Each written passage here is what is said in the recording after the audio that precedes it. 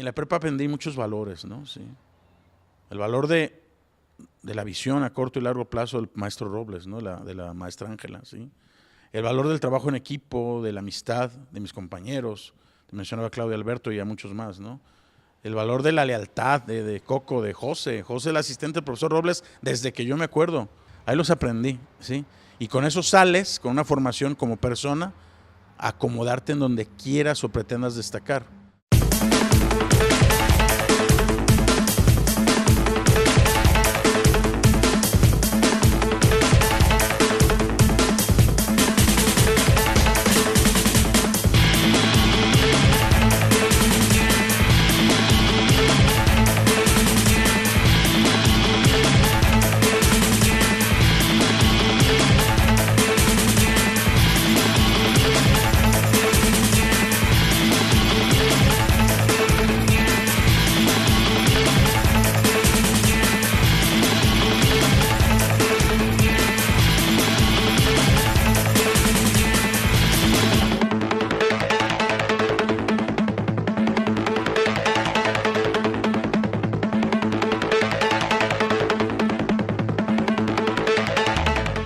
Yo me considero una persona trabajadora, una persona que defiende sus proyectos, que le gusta encabezar proyectos, que le gusta hacer cosas quizá distintas.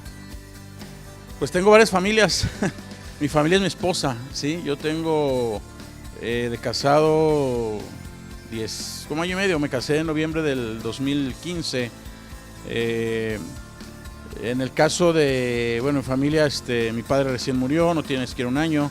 Está mi madre, están mis dos hermanos, mis sobrinos.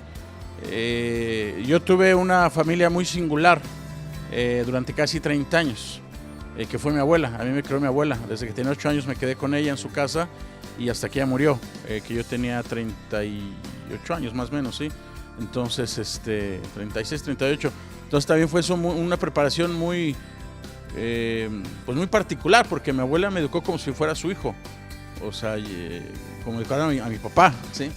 Y yo me considero una afortunado en ese tema porque sí, son principios que me enseñaron muy sólidos. Esa es mi familia, ¿no? Mi familia política también, tengo una estrecha relación con ellos, con mis suegros, con mis cuñados, con las mascotas de mi esposa, que ahora son mías también. Esa es mi familia, ¿no? Y bueno, en el trabajo también tengo otra familia, ¿no? Hay días que los veo más a ellos que a mi esposa. Entonces, bueno, mi familia, pues te decía, son varias familias, ¿no? Pero pues estoy muy, muy contento con lo que Dios me ha dado en ese sentido. Al ser el hijo mayor en la familia, vas siendo el primero en dar esas satisfacciones a tus padres o a mi abuela en este caso. Y vas viendo, o sea, vas dándole importancia a ese tipo de cosas, ¿no? O sea, mi chamba era ir a la escuela y hacerlo bien, ¿sí?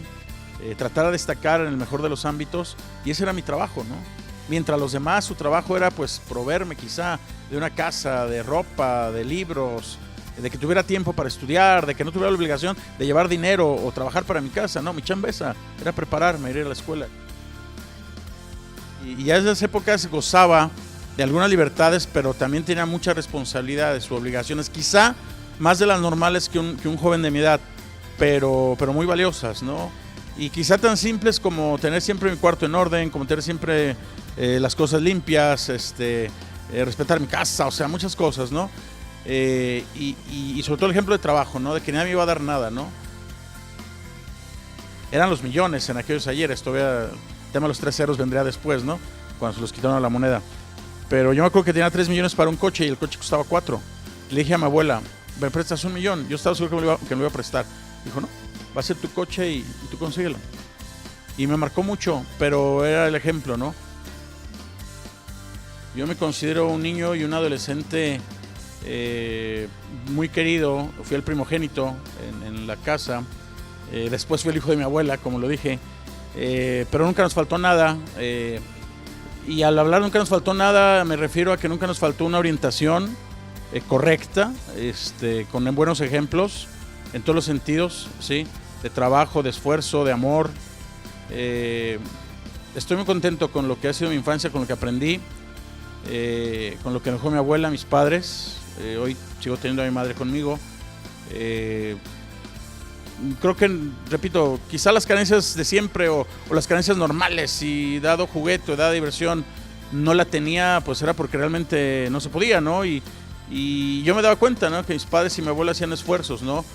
Uno de ellos fue la preparatoria, precisamente, ¿no? Yo llego a la preparatoria Enrique Díaz de León porque no salí en listas de la UDG y era todavía un chamaco secundariano, ¿sí? Y mi abuela dijo, sin escuela no te quedas, ¿sí? Y llego al Díaz de León, ¿sí? Llego al Díaz de León en el 83 y lo doy como una muestra, ¿no?, de que lo básico, lo fundamental, lo necesario nunca nos faltó. Pero de la prepa tengo 50 amigos todavía, ¿no? Tanto de mi generación como de otras generaciones. Antes de que yo saliera de la preparatoria trabajé como prefecto, ¿sí? Entonces eso me dio la oportunidad de conocer a muchos maestros, a muchos alumnos.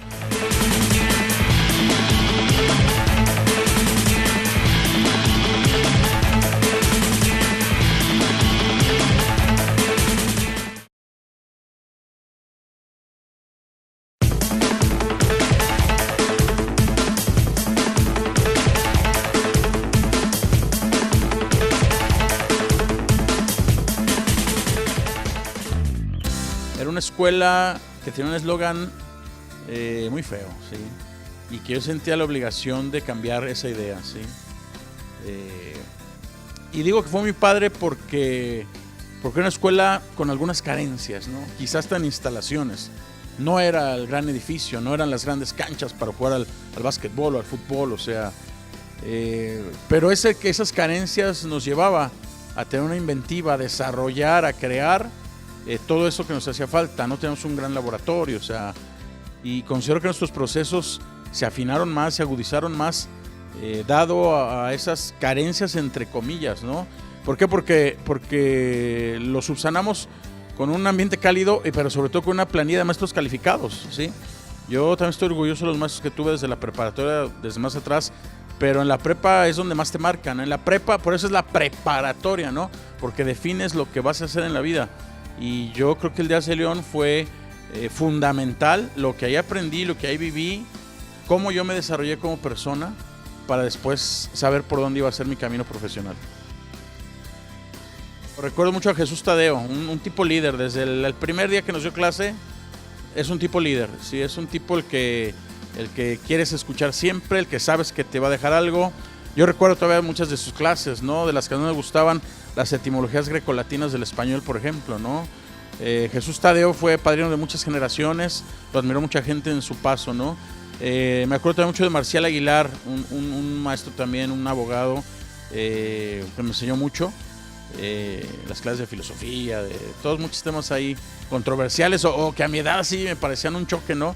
Pero que fui asimilando y que fui acomodando donde tenían que estar en mi modo de ver las cosas. David Ramos fue un maestro también muy querido. Me acuerdo de Tony Gularte, que me dio física. Todavía me acuerdo a estas alturas. El último examen fue un examen oral, ¿sí? Y nos sacó todos de sol y nos fue pasando de uno por uno. Y me preguntó, ¿qué es la inercia? ¿Sí?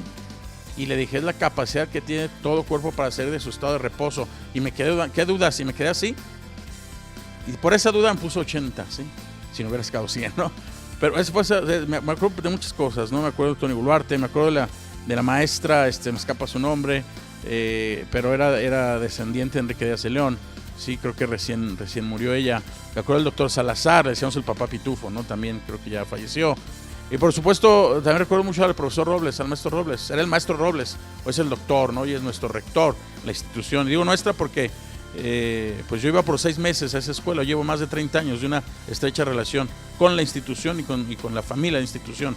Lo recuerdo también, a Javier, a nuestro director, recuerdo a muchos, ¿no? Al maestro Ortiz, ¿no? Después ahí nos andaba llevando a jugar fútbol y muchas cosas, ¿no? Al Nacho, el maestro de matemáticas al que todo el mundo le temía, ¿sí?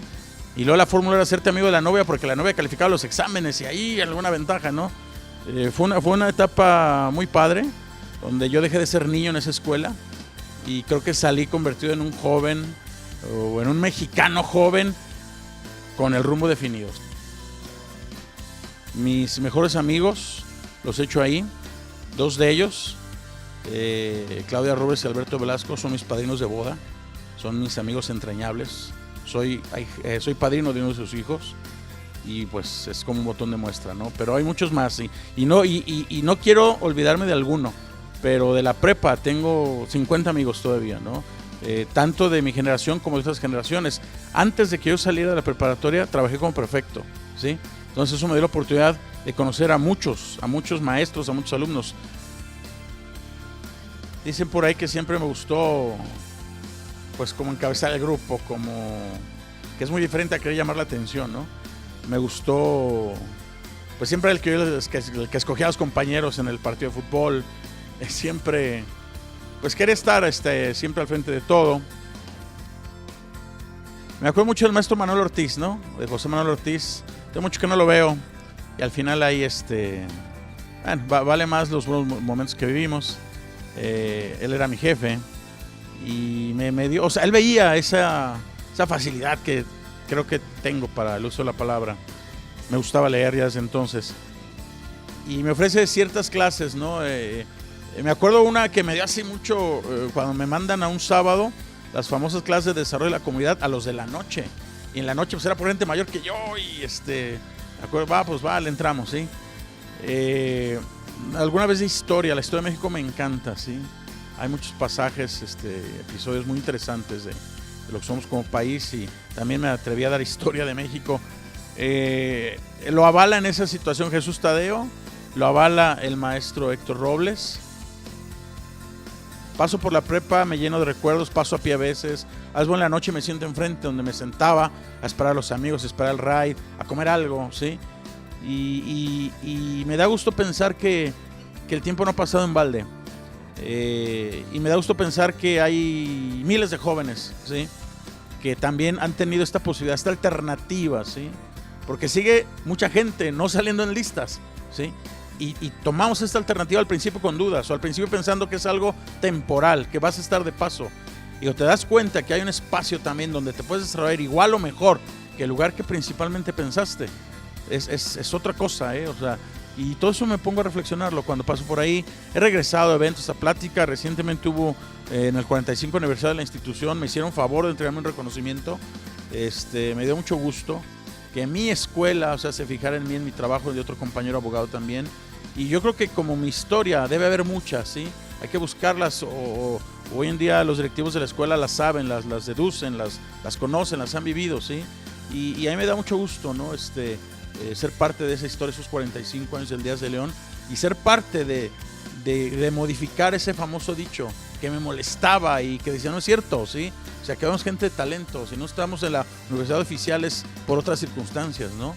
Y hoy me da gusto que en aquellos días que yo te hablo, cuando yo iba a jugar fútbol a esa canchita, hoy me da gusto ver la estructura de la escuela, que es totalmente distinta, ¿no? Y con miles de alumnos con una alternativa para desarrollarse. Yo fui malísimo para las matemáticas, hoy ya no tanto. Fui malísimo para las matemáticas, para la química. La química desde la secundaria, o sea, 6 era un logro, siempre fue un logro un 6 en química. Y bueno, pues eso me llevó, ¿no? Decir, de aquí soy, ¿no? Entré a la escuela, yo tuve un paso efímero por la Autónoma de Guadalajara. Entré el 4 de agosto del 86, no, el 11 de agosto del 86 y salí el 4 de noviembre del mismo año. Rápido me di cuenta que no era mi mundo, que no era mi atmósfera, que no iba a hacer nada ahí. Me aventé hasta principios del año siguiente, enero del 87, entré a la UNIVA y ahí me desarrollé muy a gusto, ¿no? Y yo estaba en segundo cuatrimestre cuando empecé a trabajar en la cabina de radio. Sabía más o menos de qué se trataba la vida en el aula y la vida en la calle. O sea, yo no estudié para dar la hora, regalar discos o presentar canciones, ¿no? Yo quería algo más, insisto, no porque eso sea poco, pero yo quería algo más.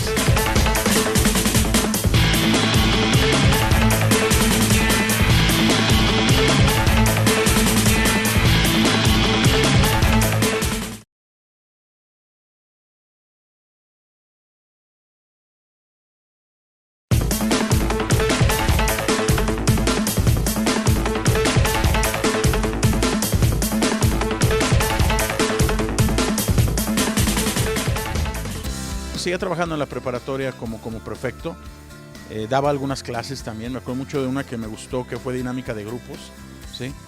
Daba yo esas clases pero justamente las dejo de trabajar en el Días de León para irme de locutor, ¿sí? A Señal 90. Estoy hablando de junio de hace 30 años, o sea, junio del 87. Cuando dejo la preparatoria y me voy a una cabina de radio por primera vez, ganando 0 pesos, me aventé un año trabajando gratis, o haciendo méritos, o como se quiera llamar. Y fue, desde entonces, fue una juventud de búsqueda, de asimilar el compromiso, de responderlo, con base a todo lo que había aprendido en la preparatoria, ¿no? Y decidí estudiar comunicación.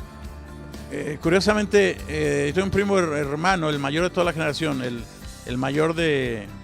hijo mayor del hermano mayor de mi padre. Él trabajaba en una empresa que se llamó Televicine y venía a Guadalajara a hacer cosas, ¿no? Y yo lo veía y entonces me gustó ese mundo. Siempre fui aficionado al fútbol y me gustaba ver cómo entrevistaban a los jugadores, me gustaba ver los partidos.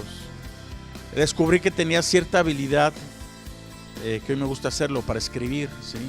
Hoy, por ejemplo, soy enemigo, ¿no?, de que graban los mensajes en el teléfono, de que escribamos con letras que no son, o con clavecitas, ¿no? O sea, hay que escribir las cosas como son. Y todo eso, pues, me enseñó que la comunicación podría ser un buen escenario, ¿no?, para desarrollarme profesionalmente. No había matemáticas, ¿sí? Cuando termino la carrera en diciembre del 89, honestamente dije, a ver, ¿sí?, se animó que hay estudiar la carrera, con todo respeto, porque hay locutores muy valiosos, con voces inconfundibles que han hecho época, pero dije no. O sea, yo no estudié para dar la hora, regalar discos o presentar canciones, ¿no? Yo quería algo más, insisto, no porque eso sea poco, pero yo quería algo más. Y me fui un mes de vacaciones, me acuerdo la fecha, regresé y un amigo que hoy también es mi compadre me dice, oye, entré a trabajar a un periódico que se llama El Jalisciense, de reportero, y está padre el tema de investigar y de reportear, y ¿quieres intentar? Y me acuerdo la expresión, él fue y me presentó con su jefe, dice, mira, él trabajó en la radio y viene a esto mientras se encuentra algo de lo suyo. O sea, yo, que era lo mío, pues lo mío era seguir trabajando, ¿no? Y yo creo que este compadre pensó que lo mío era la radio y que un día iba a regresar, y no. Empecé en el andar del periodismo en enero del 90, ¿sí? Y es, pues dicen, es como un vicio, es como algo más, es un modo de vida, ¿sí? Yo entro al periódico El Jalisciense en 1990 y descubro el mundo del reporteo, el mundo del periodismo, ¿no? ¿Sí? Y es algo, pues, que te atrapa, ¿no? Decía, ser espectador de muchas cosas en primera fila, ¿no? Pero ser espectador, entre comillas, para después informarlo o decirlo de la manera, pues, correcta, de la manera que te entienda tu escucha, tu lector, como lo querramos llamar. Y te vas adquiriendo muchos conocimientos, muchas responsabilidades, compromisos. Yo me considero perteneciente a una generación muy afortunada de informadores, ¿sí? Una generación que nos tocó cubrir el hecho más triste que ha tenido esta ciudad, como fueron las explosiones del 92 en el sector Reforma. Esa época todos fuimos médicos, sacerdotes, ingenieros, arquitectos, para entender lo que estaba pasando y saberlo transmitir, ¿sí? Nos tocó el asesinato de un cardenal, nos tocó ver caer al PRI a nivel local y a nivel federal, ¿sí? Nos ha tocado muchas cosas, nos falta ver campeón del Atlas. Mi trabajo me ha llevado, digo, quizás es algo muy trillado, pero es cierto, yo no lo entendía. Me ha llevado por muchos países del mundo, ¿sí? Con muchas responsabilidades también, no de paseo, ¿no? Sí, pero bueno, no sé, después de estar en Copas del Mundo, en Juegos Olímpicos, en elecciones, procesos también, no sé, en muchas partes, ¿no? Cuando cumplí 20 años, dije, a ver, ¿qué tengo? ¿Sí? Pues tenía una carrera muy agradable para mí, ¿sí? Y para mis jefes, o sea, no tenía queja de nada, ¿no? Dije, ¿qué voy a hacer? O sea, 20 años es un buen número, a ver qué tengo, ¿sí? Y lo puse la balanza a lo material. Tenía mi camioneta, no tenía una casa propia, no tenía un departamento, no tenía una cuenta en el banco. Había liderado proyectos y tenía un nombre más o menos hecho y nada más. Dije, no, pues llegó el momento. Y hace 10 años decidí fundar mi empresa, ¿no? Había dirigido una emisora de deportes, había trabajado en Récord, el mejor diario deportivo de este país. Yo sabía más o menos de qué se trataba el asunto, los clientes, cómo viven los medios con la publicidad, lo sabía, ¿no? Más o menos, cada día lo sigo desarrollando más ese aprendizaje, pero Yo había ido en 1995 a Uruguay a la Copa América y me llamó mucho la atención que en la capital, Montevideo, había un noticiero todas las noches a las 7 de la noche en la televisión que se llamaba El Polideportivo, y que estando Uruguay como sede de la Copa América no era lo más importante, tenía la misma jerarquía que otras noticias, los deportes de allá, el rugby, el canotaje, el voleibol, el básquetbol también, Uruguay era campeón sudamericano en aquellos ayeres, ¿no? Y me llamó mucho la atención que la Copa América también estaba incluida, pero por ahí al final, porque era un verdadero polideportivo. Cuando regreso de Sudamérica, lo primero que hice fue en la radio, tener un programa de radio que se llama Polideportivo. Nosotros hacíamos en la oficina, cuando ya era mi oficina propia, un periódico del Atlas, ¿sí?, que salía cada 15 días. Y un buen día Omar Bravo se enoja por una portada que teníamos lista, que el Atlas se enfrentaba a Chivas, y Omar Bravo, que tiene un pasado ahí, cierto o no, como boxeador amateur, lo pusimos con los guantes de box contra Chivas y no le gustó, ¿sí? No. Me pide el Atlas que elimine esa edición, que no reparta el rojinegro en esa ocasión. Yo tenía anunciantes porque era un clásico. Yo tenía compromisos de publicidad que cumplir. Le dije a mi diseñador, olvídate el rojinegro. Ahí le tomé la foto a los 10,000 periódicos que íbamos a repartir y se las mandé al Atlas. Está bien, aquí están, vengan por ellos, no va a pasar nada. Pero le dije al diseñador, hace una portada y le pones el Polideportivo, porque el periódico sale porque sale. Y bajo otro nombre no pueden decir nada, para cumplir con los anunciantes. Y así, en un tris, nació el Polideportivo. Hay un evento que nos gusta mucho hacerlo en los meses de enero. Nosotros hacemos una ceremonia de gala, donde premiamos a los mejores deportistas jaliscienses del año que recién concluyó. Y también tenemos invitados especiales deportistas también a nivel nacional o internacional. La premiación pasada, del 18 de enero anterior, premiamos a 29 estrellas. Es un evento que nos gusta mucho hacerlo y que, orgullosamente puedo decir, nadie lo logra más que nosotros, ¿no? Esa convocatoria tan interesante. Yo tengo una plataforma de información deportiva que le compite a los grandes, ¿sí? Que ya vimos desaparecer un periódico como el Récord, y ya lo vimos mudarse a lo digital. Quizá todos estamos en ese camino, pero hay quien le apostamos todavía a la sensación de abrir un diario, ¿no?, de cada mañana, ¿sí? Yo tengo mi suscripción a un diario todos los días, ¿sí? Y a pesar de que puedo, desde antes de salir de mi recámara, ver en mi teléfono los avances noticiosos, qué sé yo, o ver el periódico mismo ahí, salgo a buscar el diario, salgo para ver qué encuentro todavía, ¿no? Y como yo, hay miles de personas, ¿no? Ha sido difícil porque también ha significado el cierre de muchas fuentes de empleo, ¿sí? Y hay que ir contra todo eso, ¿no? Yo veo a mi gente, a mi estado, a mi ciudad, con ganas de que esto cambie, con ganas de unas mejores oportunidades, con ganas de una vida mejor, ¿sí?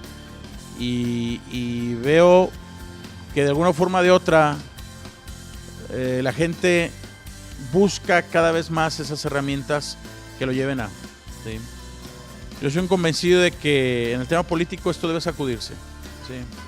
Soy un convencido de que hoy en día este país, con tantas cosas que vemos, ¿sí?, quizá para muchos no tenga remedio. Yo creo que sí tiene remedio, ¿sí? Va a costar mucho trabajo, pero hay que hacerlo, hay que tener ese cambio, ¿sí? El deporte es una herramienta transmisora muy, muy noble, ¿sí? Yo, por ejemplo, digo a mis anunciantes, ¿no? Tu marca, tu mensaje no va a ir junto a una foto de un descabezado, de un balaceado, de una encuerada, o sea, no. Va a ir junto a una hazaña de un hombre, ¿sí? Junto a algo noble, algo que vale la pena, ¿sí? Yo le decía a los premiados en la entrega del galardón en enero pasado, ojalá durante mucho tiempo sigan siendo el orgullo de su familia, de su estado, de su país, y sigan siendo los deportistas los generadores de alegrías a este país tan castigado, ¿sí? A mí me gustaría ser recordado como un tipo que no vive en balde, ¿sí? Que dejó algo para los que vienen atrás, sobre todo en su carrera, y nada más. O sea, no le pido más a la vida, ¿no? No le pido ni riqueza ni nada, o sea, simplemente como un tipo que no vive en balde y que fue egresado del Díaz de León. Así me gustaría.